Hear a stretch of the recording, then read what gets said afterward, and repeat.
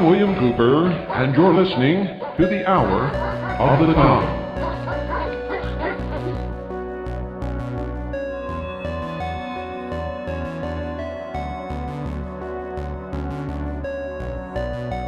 Gentlemen, who are like, verify the facts in their own words.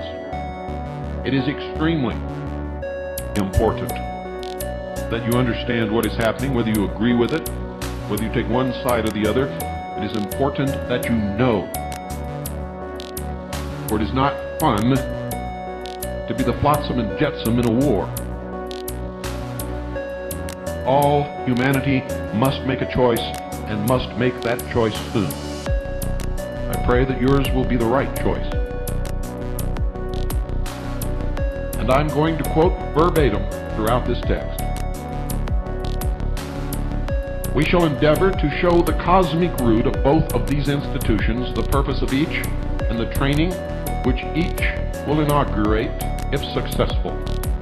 Also the nature of the soul quality which may be expected to result from each method. Our opposition is not fanatical or blind to the merits of the Catholic religion. However, the Catholic is our brother as well as the Mason. We would not say a disparaging, irreverent word against this faith or those who live by it, and should we seem to do so in any passage, the wrong will be due to inadvertence. The reader is requested to note that we distinguish sharply between the Catholic hierarchy and the Catholic religion, but the former are also our brothers. We would not throw stones, either physically or morally, for we know our own shortcomings too well to attack others. Thus our opposition is not personal, but spiritual, and to be fought with the weapon of the Spirit, reason. We firmly believe it to be for the everlasting good of mankind that the Masons should win, and cannot therefore be sure to present the Catholic side in a perfectly unbiased manner. But we ask our students, for whom this is written, to believe that we shall try to be just. Of the cosmic facts we are certain, but bias may creep into our conclusions. Therefore each must use his reason to test what we have to say. Vis-a-vis, prove all things and hold fast that which is good. The great law of analogy is everywhere the master key of all spiritual mysteries. And although Masonry and Catholicism do not begin till we arrive at the Earth period, they have their prototype in the earlier periods. We shall therefore briefly touch upon the essential facts. In the Saturn period, the Earth in the making was dark. Heat, which is the first manifestation of the ever-invisible fire, was the only element then manifest. Embryonic mankind was mineral-like, the only lower kingdom of evolving life. Unity was everywhere observable, and the lords of mind who were human then were at one among themselves. In the Western wisdom teaching, we speak of the highest initiate of the Saturn period as the Father. In the Sun period, spelled S-U-N, the root of a new element, air, was evolved and coalesced with the true fire, which mark again is always invisible and which manifested as heat in the Saturn period. Then fire burst into flames, and the dark world became a blazing ball of luminous fire mist at the word of power, quote, "Let there be light," end quote. Let the student ponder well the relation of fire and flame. The former lies sleeping, invisible in everything, and is kindled into light in various ways. By a blow of a hammer upon a stone, by friction of wood against wood, and by the chemical action, etc. This gives us a clue to the identity and state of the Father, quote, "whom no man hath seen at any time," end quote, but who is revealed in, quote, "the light of the world," end quote. The Son, spelled S-O-N, who is the highest initiate of the Sun period, spelled S-U-N. As the unseen fire is revealed in the flame, so also the fullness of the Father dwelt in the Son, and they are one as fire is one with the flame in which it manifests. This is the root of all true Son, spelled S-U-N, or fire worship. This is the root of all true Son, spelled S-U-N, or fire worship. All look beyond the physical symbol and adore, quote, our Father who art in heaven, end quote. The mystic Masons of today hold this faith in fire as firmly as ever. Remember, ladies and gentlemen, I've taught you that this is a battle between the philosophers of fire and those who are of the waters of faith.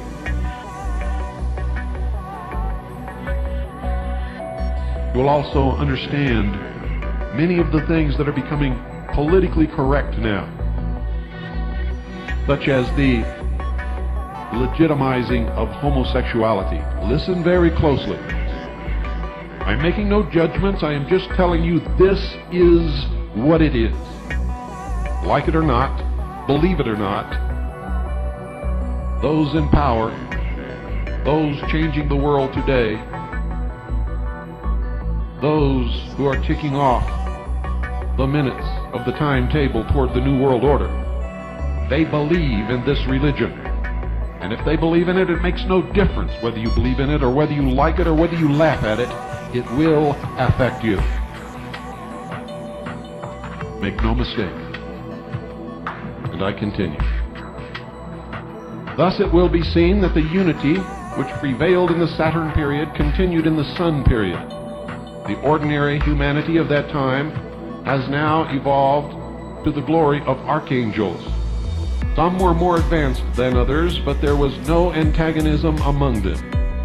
Our present humanity had advanced to a plant-like stage and was slightly above the new life wave started in the Sun period, and unity also here prevailed.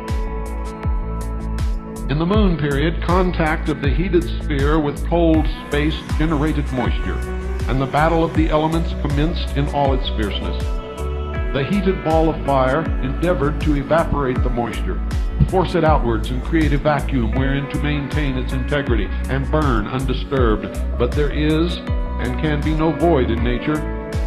Hence, the outrushing steam condensed at a certain distance from the heated ball and was again driven inwards by the cold of space to be again evaporated and propelled outwards in a ceaseless round for ages and ages as a shuttlecock between the separate hierarchies of spirits composing the various kingdoms of life, represented in the fire sphere and cosmic space, which is an expression of the homogeneous absolute spirit. The fire spirits are actively striving to attain enlargement of consciousness, but the absolute rests ever clothed in the invisible garment of cosmic space. In it, all powers and possibilities are latent, and it seeks to discourage and check any attempt at expenditure of latent power as dynamic energy required in the evolution of a solar system. Water is the agent it used to quench the fire of active spirits. The zone between the heated center of the separate spirit sphere and the point where its individual atmosphere meets cosmic space is a battleground of evolving spirits at various stages of evolution. The present angels were human in the Moon period, and the highest initiate is the Holy Spirit, Jehovah. As our humanity and the other kingdoms of life on earth are variously affected by the present elements, so that some like heat, others prefer cold, some thrive on moisture, and others require dryness, so also in the Moon period, among the angels, some had affinity for water, others abhorred it and loved fire. The continued cycles of condensation and evaporation of the moisture surrounding the fiery center eventually caused incrustation. And it was the purpose of Jehovah to mold this red earth, translated Adam, into forms wherein to imprison and quench the spirits in the fire. To this end, he issued the creative fiat, and the prototypes of fish, fowl, and every living thing appeared, even including the primitive human form, which were all created by his angels. Thus he hoped to make all that lives and moves subservient to his will. Against this plan, a minority of the angels rebelled. They had too great an affinity for fire to bear contact with water, and refused to create the forms as ordered, but thereby they at the same time deprived themselves of an opportunity of evolution along the conventional lines, and became an anomaly in nature.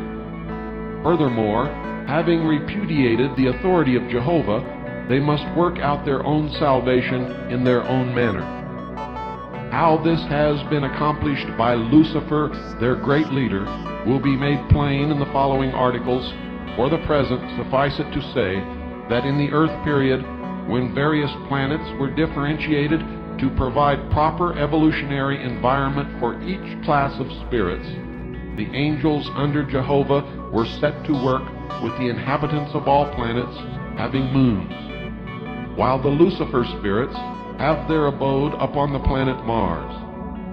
The angel Gabriel is representative on earth of the lunar hierarchy, presided over by Jehovah. The angel Samael is ambassador of the martial forces of Lucifer.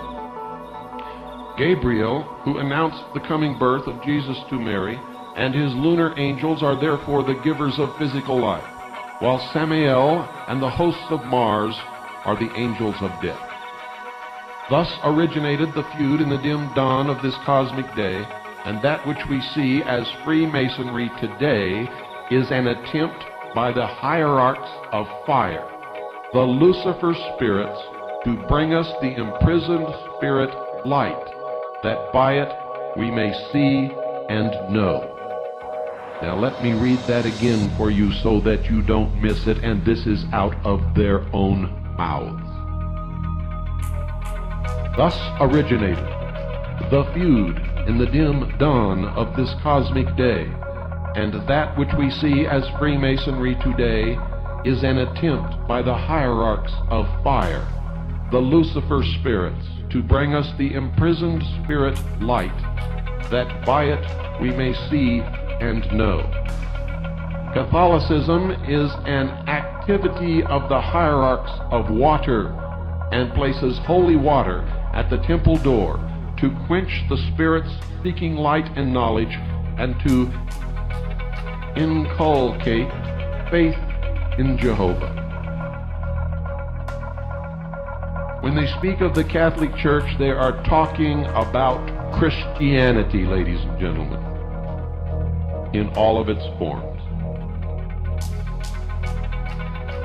As the vernal equinox is said to be at the first point of Aries, no matter where in the constellations it falls, by precession, though the point where the human seed atom comes from the invisible world and is taken in hand by the lunar god of generation. Remember, generative force, the phallus of Osiris, the lost word of Freemasonry, the obelisk, the Washington Monument. Jehovah, through his ambassador, the angel Gabriel, is esoterically the first point of Cancer. This is the cardinal sign of the watery triplicity, and is ruled by the moon. There conception takes place, but were the form built of water, and its corner and its concretions alone, it could never come to birth. So 4 months later, when the fetus has reached the stage of development corresponding to the second sign of the water triplicity, Scorpio, the 8th sign, which corresponds to the house of death, Samael, the dauntless ambassador of the Lucifer spirits, invades the watery domain of the lunar hierarchy and introduces the fiery spark of the spirit into the inert form, to leaven, quicken, and mold it into an expression of itself. There the silver cord, which has grown from the seed atom of the dense body located in the heart, since conception is welded to the part that has sprouted from the central vortex of the desire body located in the liver. And when the silver cord is tied by the seed atom of the vital body located in the solar plexus, the spirit dies to life in the supersensible world and quickens the body it is to use in its coming earth life. This life on earth lasts until the course of events foreshadowed in the wheel of life, the horoscope, has been run, and when the spirit again reaches the realm of Samael, the angel of death, the mystic eighth house, the silver cord is loosed, and the spirit returns to God who gave it until the dawn of another life day in the school of earth, beckons it to a new birth, that it may acquire more skill in the arts and crafts of temple building. Remember this wheel of life, also known as the circle of life. And remember the crafts, the arts of temple building. About 5 months after the quickening, when the last of the watery signs, Pisces, has been passed, the representative of the Lucifer spirits, Samael, focuses the forces of the fiery sign, Aries, where Mars is positively polarized, so that under the impulse of their dynamic energy, the waters of the womb are voided, and the imprisoned spirit liberated into the physical world to fight the battle of life. It may blindly butt its head against the cosmic forces typified by the first of the fiery signs, Aries the Ram, which is a symbol of the brute strength brought to bear upon the problems of life by the most primitive races. Did you get that? The most primitive races. Remember, I taught you that this is all about race also. And don't forget it. The signs, the symbols, the language is all around you. You just don't know how to read it. Or it may adopt the more modern method of cunning as a means of attaining mastery over others, which characteristic is indicated in the second of the fiery signs, Leo the lion, the king of beasts. Or perchance it may rise above the animal nature and aim at the stars with the bow of spiritual aspiration, typified by the last of the fiery signs, Sagittarius, the centaur. The centaur is just ahead of the watery sign Scorpio, a warning that one who tries to reach that last stage and assert his divine right of choice and prerogative as Pre-Nisan, a son of fire and light, will surely feel the sting of the scorpion in his heel, which will goad him onward upon the path where men become, quote, wise as serpents, end quote. It is from this class that mystic masonry is recruited, with men who have the indomitable courage to dare, the unflagging energy to do, and the diplomatic discrimination to be silent. A very mystic movement has its legend, which tells in symbolic language its status in the cosmic order and the ideal which it tries to realize. From the Old Testament, containing the Atlantean mystery teaching, we learn that mankind was created male, female, bisexual. Let me read that to you again. From the Old Testament, containing the Atlantean mystery teaching, we learn that mankind was created male, female, bisexual, and that each one was capable of propagating his species without the cooperation of another, as is the case with some plants today.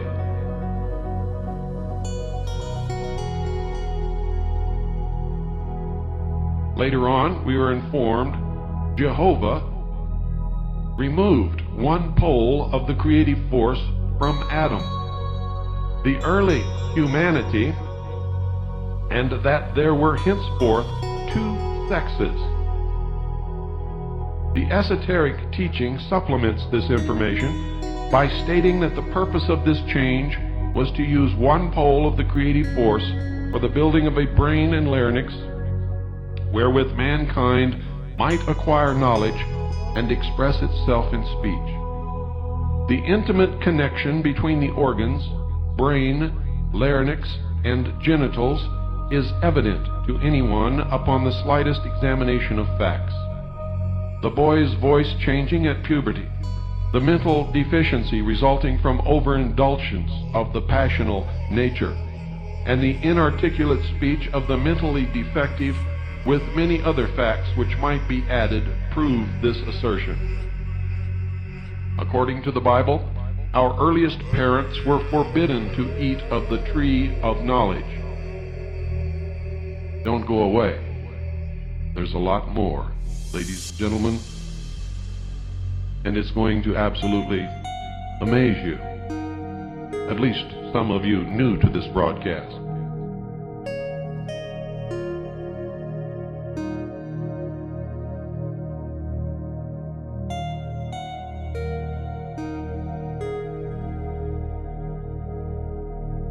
The philosophers of fire, ladies and gentlemen, also known as the Magi, the priests of the mysteries, practice magic.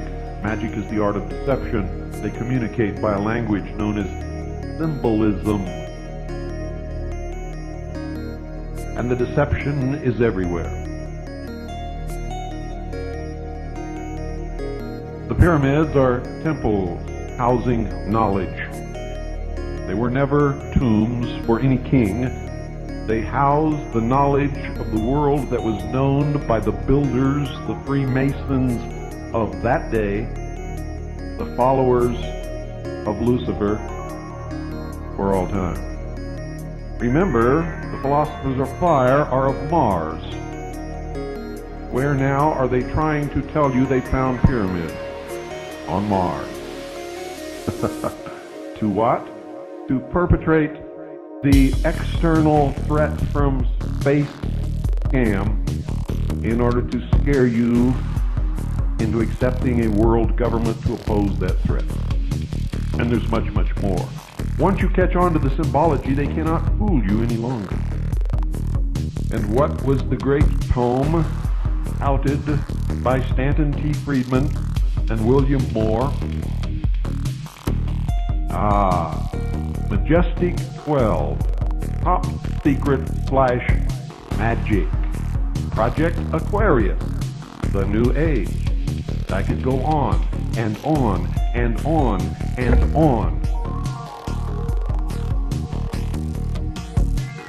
Now let me continue with the tome at hand.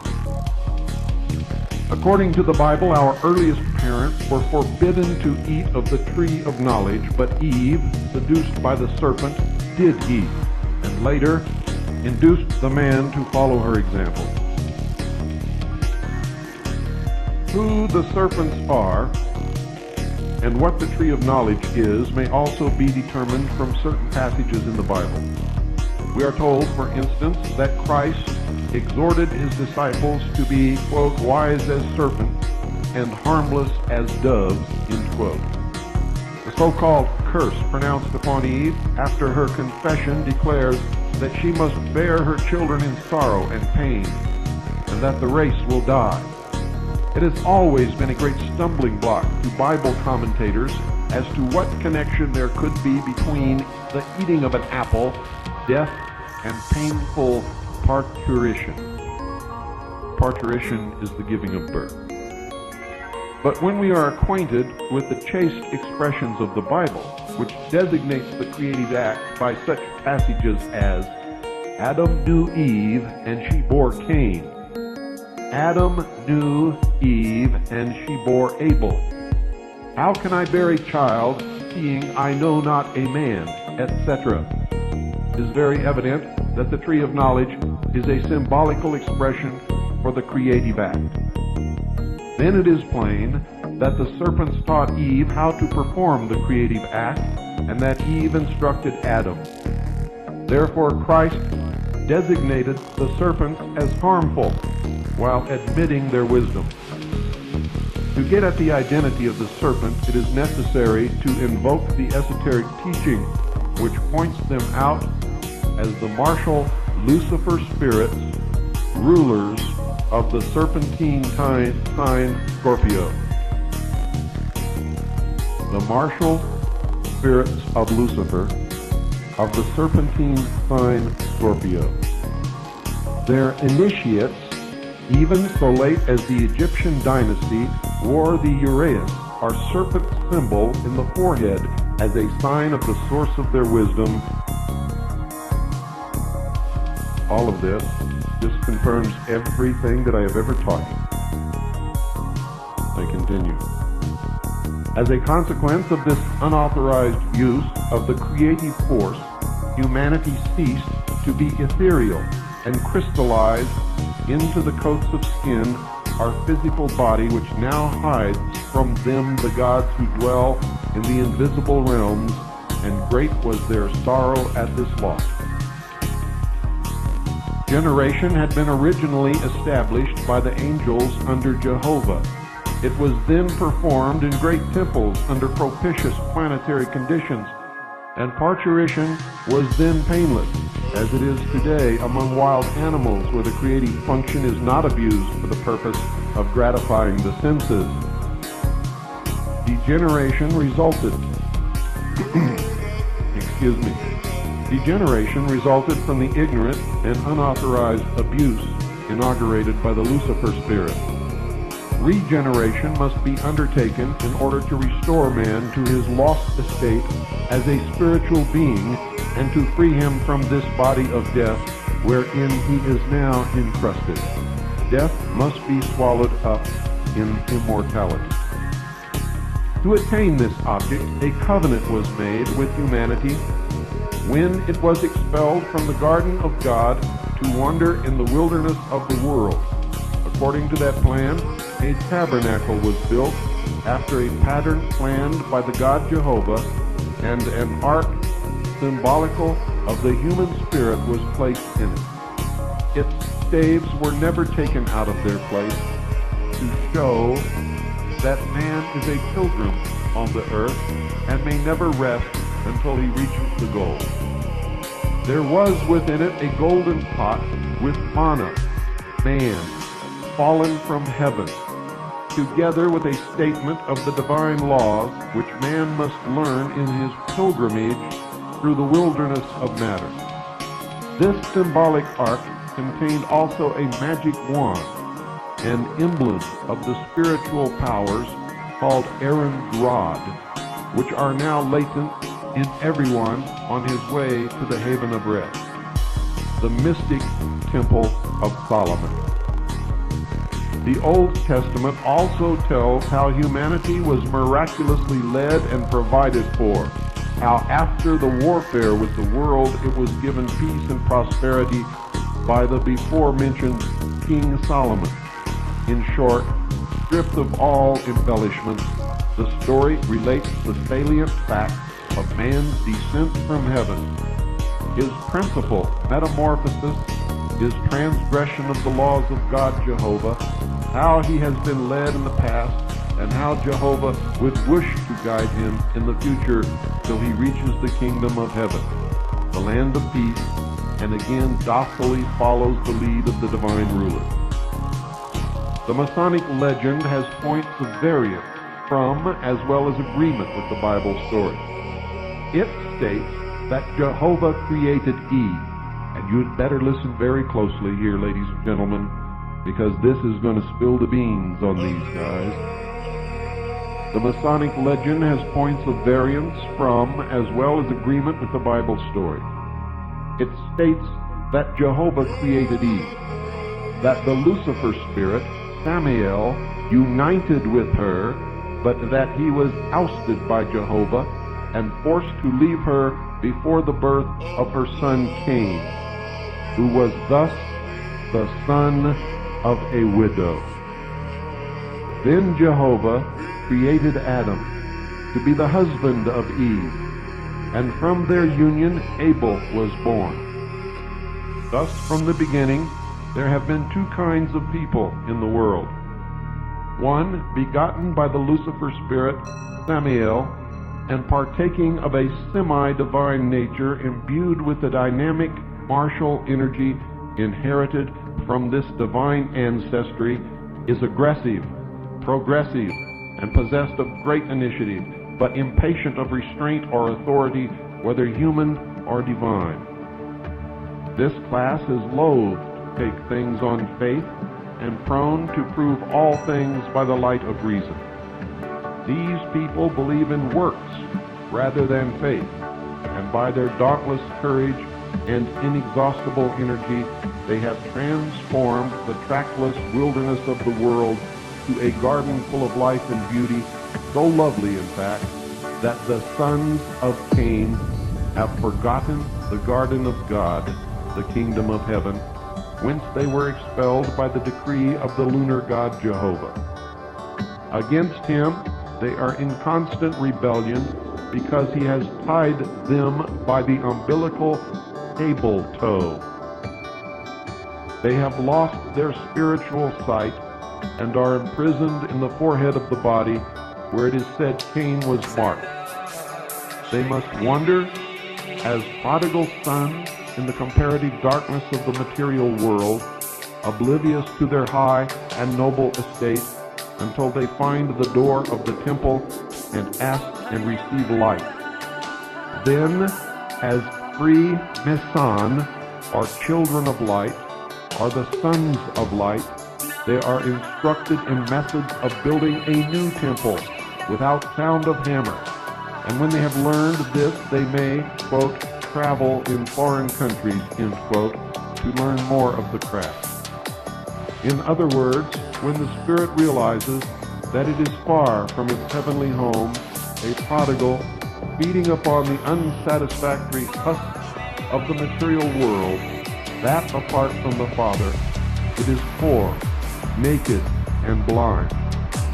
When it knocks at the door of a mystic temple like that of the Rosicrucians and asks for light, when it receives the desired instruction after due qualification by building an ethereal soul body, a temple or house eternal in the heavens, not made with hands, and without sound of hammer, when its nakedness is clothed with that house. See Corinthians chapter 4, verse 5. Then the neophyte receives, quote, the word, end quote. The open sesame to the inner world, and learns to travel in foreign parts in the invisible world. There he takes soul flight into heavenly regions and qualifies for higher degrees under more direct instruction from the grand architect of the universe who fashioned both heaven and earth. Such is the temperament of the widow's sons inherited from their divine progenitor Samael and given by him to their ancestor Cain. Their past history is a struggle with adverse conditions. Their achievement is victory, wrested from all opposing forces by indomitable courage and persistent effort, unchecked by temporary defeat.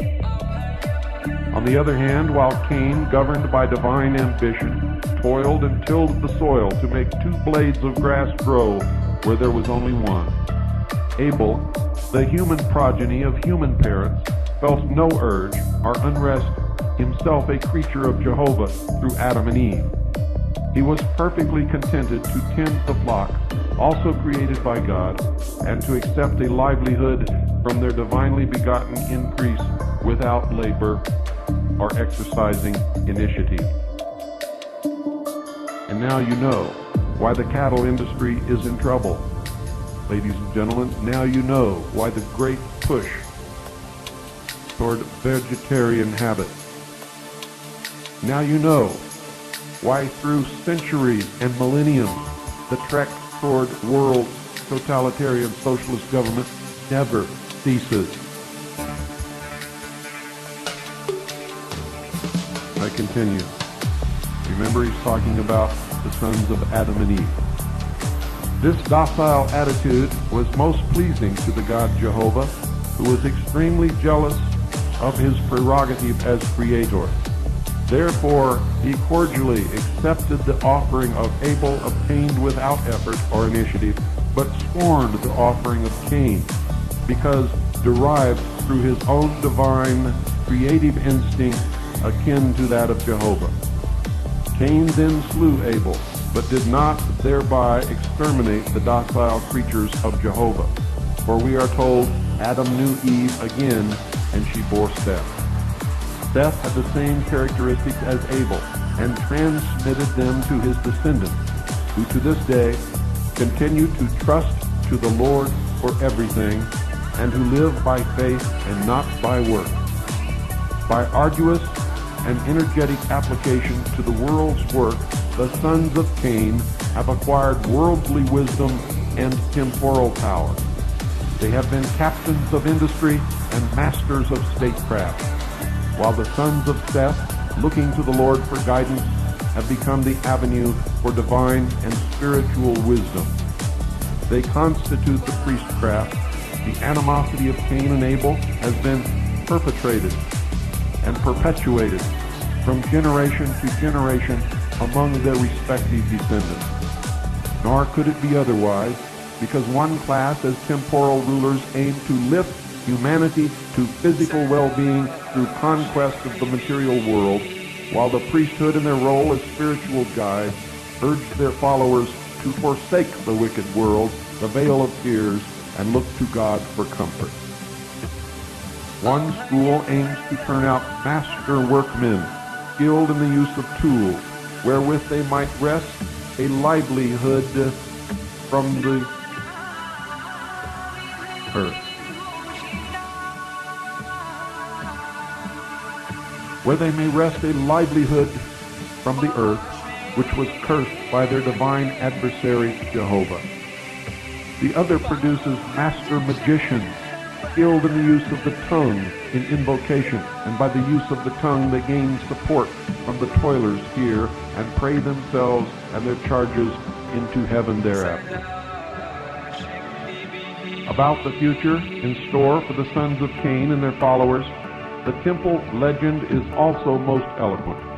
It states that from Cain descended Methuselah, who invented writing, Tubal-Cain, a cunning worker in metals, and Jubal, who originated music.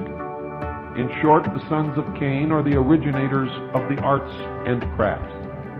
Therefore, when Jehovah chose Solomon, the scion of the race of Seth, to build a house for his name, the sublime spirituality of a long line of divinely guided ancestors flowered into the conception of the magnificent temple called Solomon's Temple, though Solomon was only the instrument to carry out the divine plan revealed by Jehovah to David.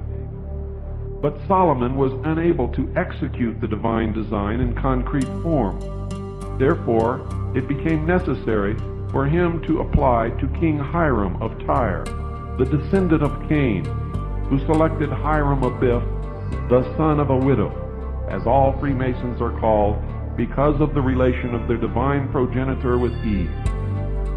Hiram Abiff then became Grand Master of the army of construction. In him the arts and crafts of all the sons of Cain who had gone before had flowered. He was skilled beyond all others in the work of the world, without which the plan of Jehovah must have remained forever a divine dream. and could never have become a concrete reality. The worldly acumen of the sons of Cain was as necessary to the completion of this temple as the spiritual conception of the sons of Seth, and therefore, during the period of construction, the two classes joined forces, the underlying enmity being hidden under a superficial show of amity.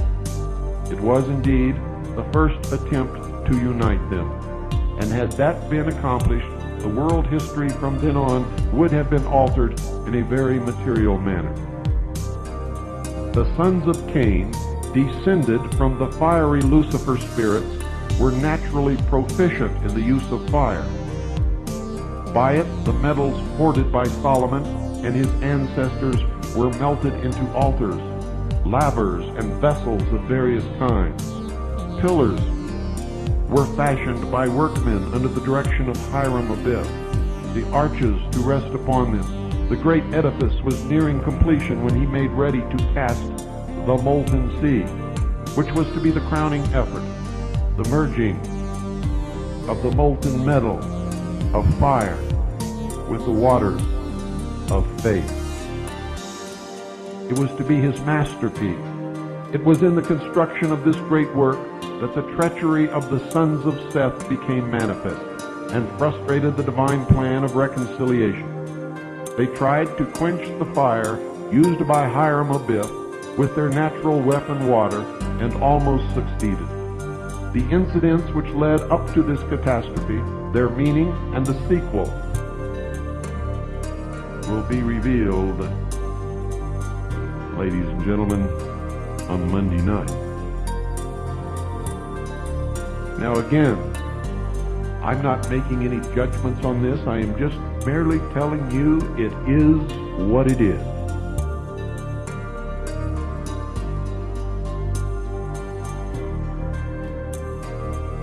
If you're smart, you will learn from it.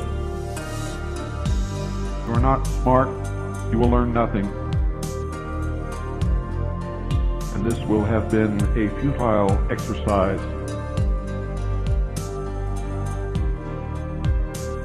in a long line of many.